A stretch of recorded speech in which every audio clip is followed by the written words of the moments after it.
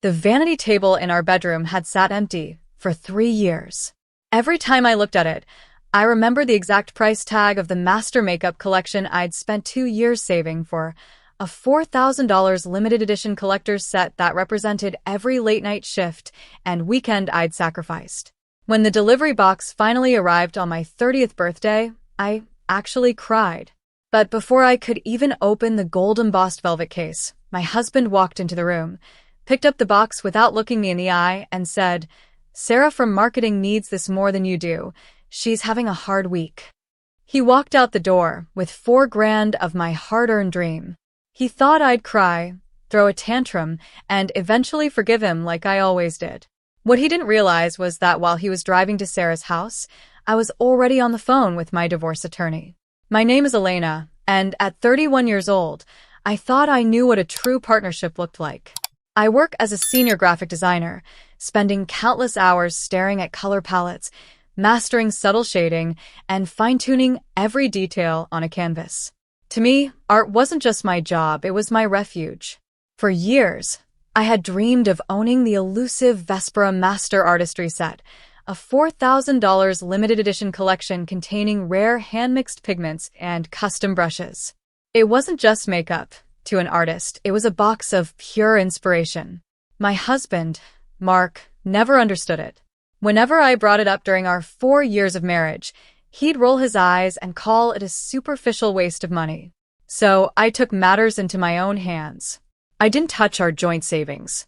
Instead, I took on freelance design gigs late into the night, skipped my weekly coffee treats, and sacrificed every spare moment for 2 full years to earn that money myself. Mark watched me work those exhausting 14-hour days, knowing exactly what I was saving for. Yet, he never once offered a word of encouragement, treating my dream like a childish obsession he merely tolerated.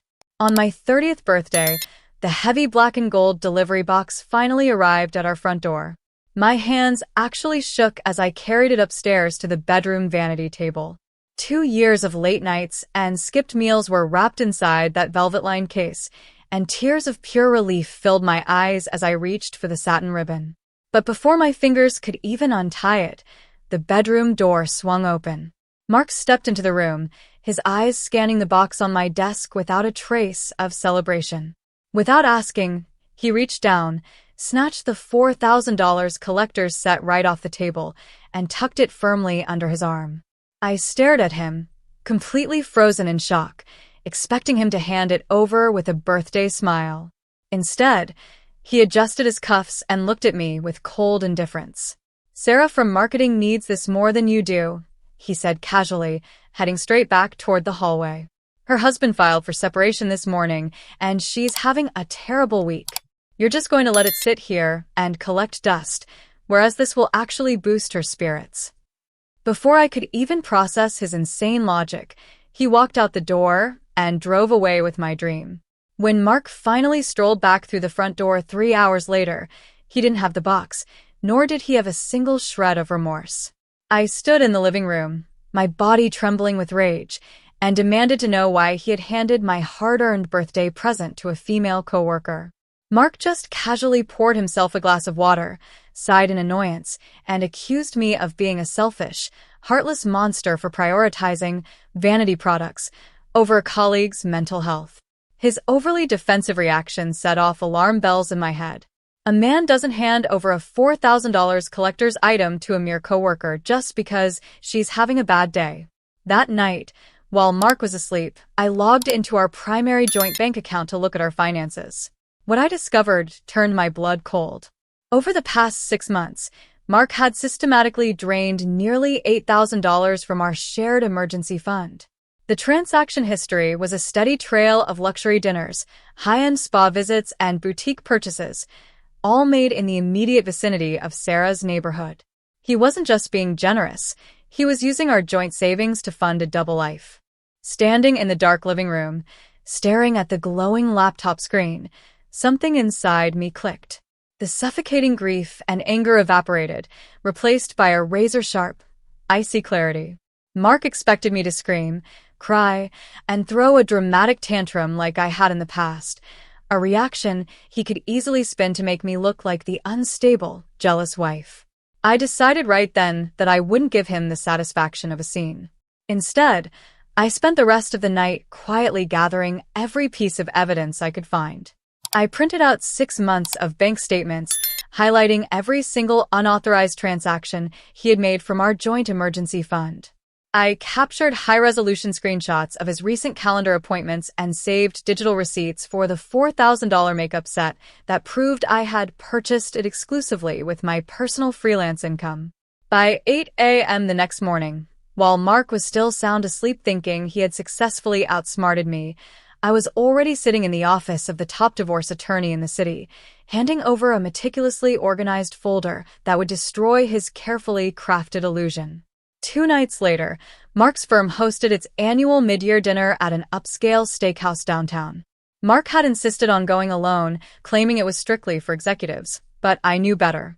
Arriving 30 minutes after the main course was served, I wore a tailored black dress and walked into the private dining room with absolute poise. The room fell silent as I approached the head table, where Mark sat directly beside Sarah.